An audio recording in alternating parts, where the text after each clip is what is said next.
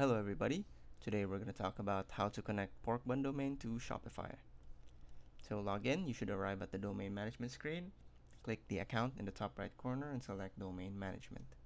Click the details button to the far right of your domain to show the domain details area.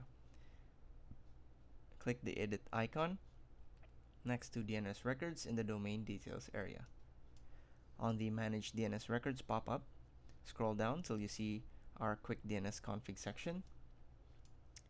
And in the quick DNS config section, select this Shopify button. A pop-up will appear asking you to reconfigure your domain's DNS records. Select the OK button to continue. A success message will appear letting you know that we were able to update your DNS records, and you should now see your DNS records successfully updated to the Shopify's DNS under current records. You have connected your domain to Shopify, and it may take up to 48 hours for these changes to process and bring your website fully online. That's it. Thanks for watching.